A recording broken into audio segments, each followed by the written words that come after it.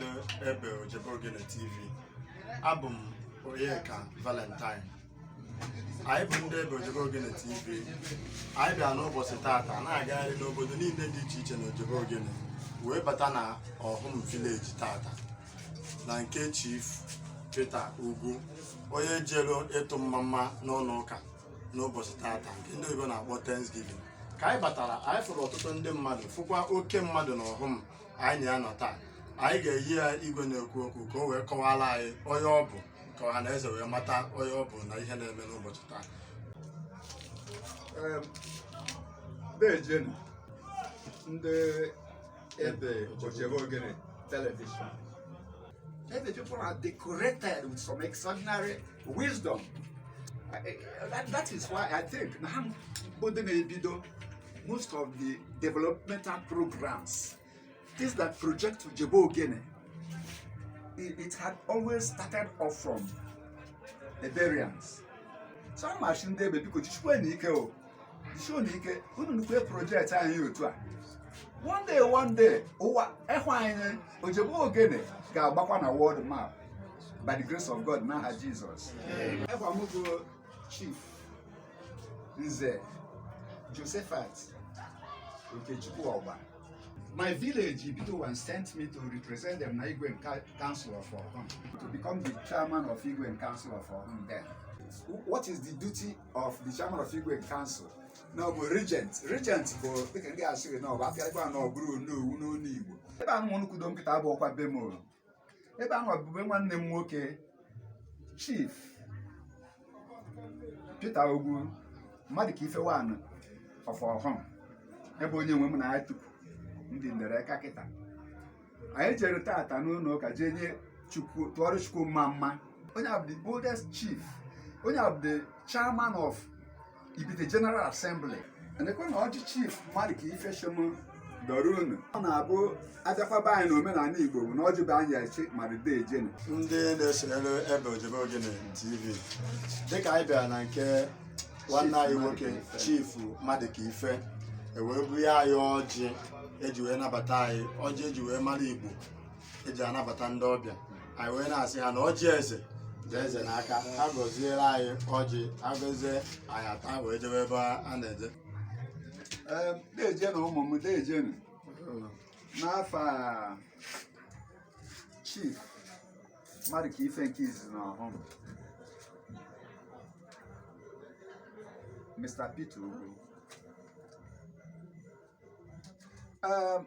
Ana m asị ndị bịara be anyị ji ndị kedụ na ekpere ọjị n'ụwa ka ọ bụrụ ọjụrụ ụnọ. Unu narụkwa ebe unu si bịawa be anyị n'ụwa. Unu asị ndị unu na ha kpara nkata dịka isi kọwatara m na ọ bụ ọkwa sọ nsọ unu nwa n'ụwa kibe na-eme ha. Na unu ruru Awhum na ebe ọjụrụ unu ndị Awhum chiri unu were tek ha dị shọn na unu erutewa Awhum. Chief Madikife, metụ ikere m ọjị n'onwe ya ka.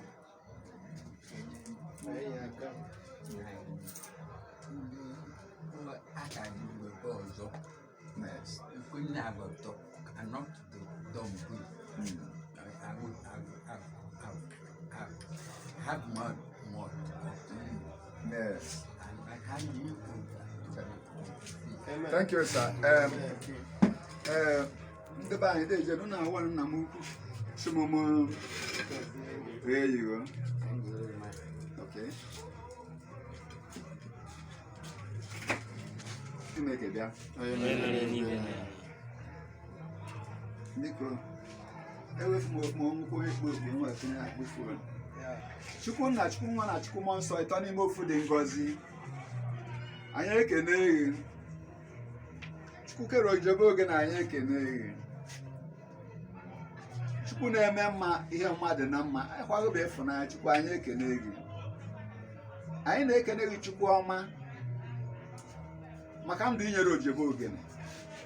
Anyị na-ekene gị Chineke nna maka ezigbo ụmụaka maara ihe ị na-ekete na Ojebe Ogene.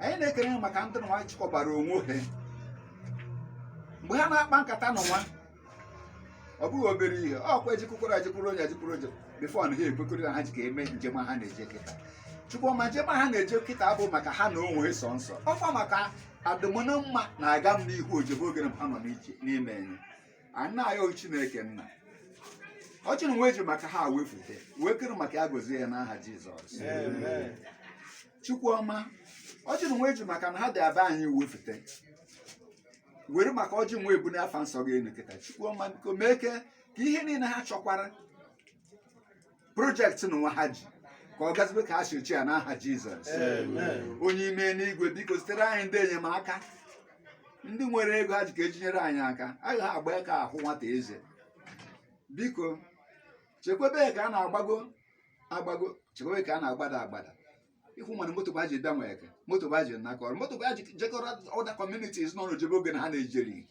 Chukwu biko kpachakwara ha accident ma n'aha Jizọs Chukwu biko kpachakwara accident ma n'aha Jizọs biko Chineke nna dubekwe ha buoro ha ụzọ kpere ha azụ bọchị ndị ọjọọ nọkwa n'ihu ka nọ n'azụ n'aha Jizọs bọchị ha nọkwa n'azụ ka nọ n'ihu n'aha Jizọs biko Chukwu onye ime n'igwe bless their intention gọzie ebumnobi ha maka ebumnobi ya bụ ka Ojebe Ogene gaba n'ihu ka a na-anụ ekwe Ojebe Ogene Chukwu nna biko nọ kwado ka nwa ha na-eme ka ọ gazie n'aha Jizọs gọziela anyị onye nwa o sebụra ka a ga-esi n'aka na afọ ma ga-esi na Kristi dị nwere anyị n'afa nna ihe unu na-eme dị anyị mma ka nụba aka efe Ojebe Ogene ka esi a na-ekwa ndị ọzọ Ojebe Ogene adịkwa mmadụ ole mmadụ ịsaa ebe Ụkana Awhum Ọkpata nwere mgbe achịkwana ọgwụ politiks na uke bụkwa the seventh child of Ojebe Ogene mana ama ya ama kere na igbe etiti ya na narị ndị Nsụka ụmụọka bụ they migrated from here obodo eka ụmụọka village na Awhum wee jebe ebe ụmụọka jebiri so those people bụ ha bụ better part of Awhum bụ ha bụ n'owe obere ihe ị ga-akọwara anyị dịka Awhum si wee dị a na-akpọ histrị iweta egwu anyị dịka Awhum tụrụ na nkenke ka anyị gbapịa ọzọ jewe obodo ndị ọzọ anyị ekele gị thank you ebekwa na Ojebe Ogene ebe bụ 1 ebe bụ nke ịbụọ Ụkana bụ nke ịtọ Awhum bụ the 4th son and abịakwa na Awhum anyị bụ Awhum Ujomeke ka ya kpọrọ ọkwa Awhum n'isi ka esi ekuvu obi fọ Awhum Ujomeke ndị ọkwa na-etegharị ya na anyị na-eri ọvụvụ Awhum Ujomeke ori ọvụvụ so as it is Ujom ị na-anụ bụ nna mụkatara Awhum Ujom na ị na-anụ bụ nna mụkọtara Awhum na-ekete nwunye enye bụ ndị mụrụ Awhum abịakwa na Awhum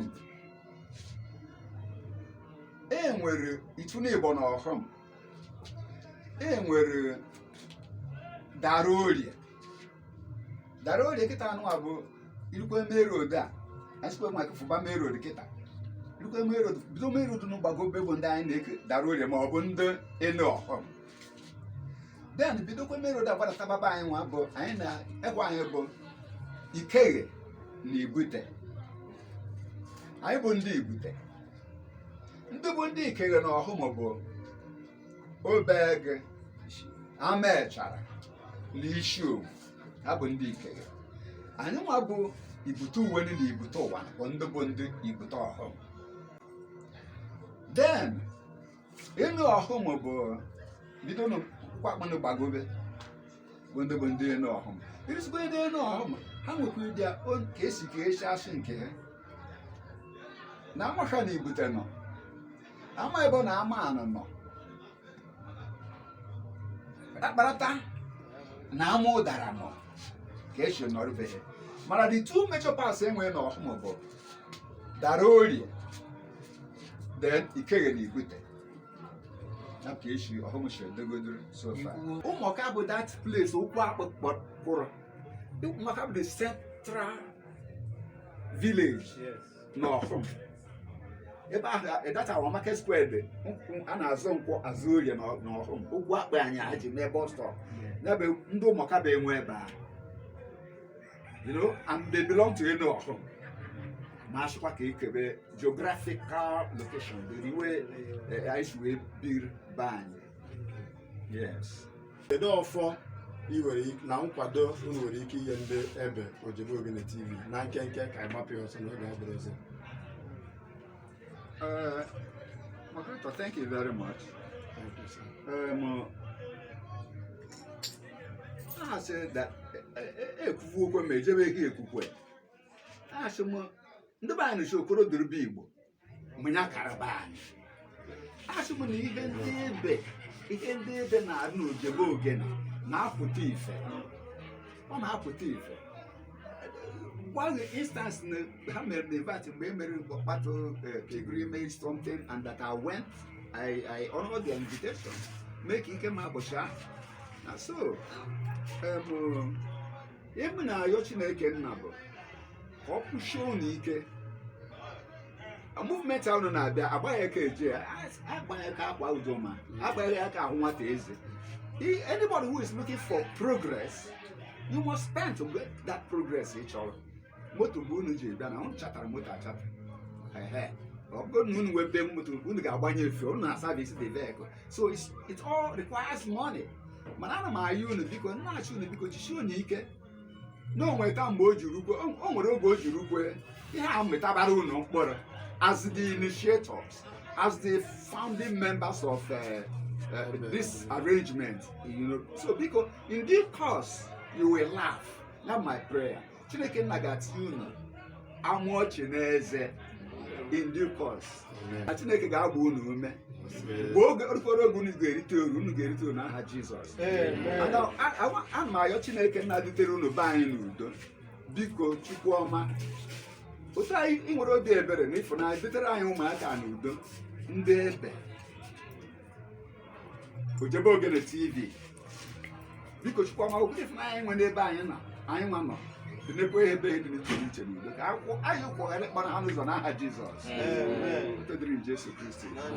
Ọma na-ege anyị ntị, anyị na-emekwa ka unu mata na ọ bụghị naanị ndị ebe bụ ihe na-ejikọwa ya n'Ojebe Ogene gba gburugburu.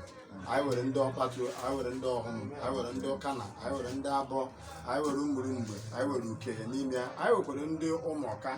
Anyị ncha niile zuru ezu wee sị ka anyị jikọ aka dịka ụmụazị na-eto eto ma na ya ga-akpọpụta obodo anyị dịka ndị ọzọ si wee pụta.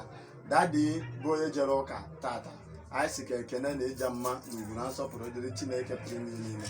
Ka Chukwu gọzie gị utu ogologo ndụ na ahụ isi ike ma gọzikwe ezinụlọ gị, n'ihi na ngọzi Chineke ga-enye okenye bụ ịgọziri ya ụmụaka ya ka ha nwee ike ineta ha ya. Anyị sị ka Chineke gozie utu ahụ isi ike na ogologo n'aha Jizọs Kraịst. Amen.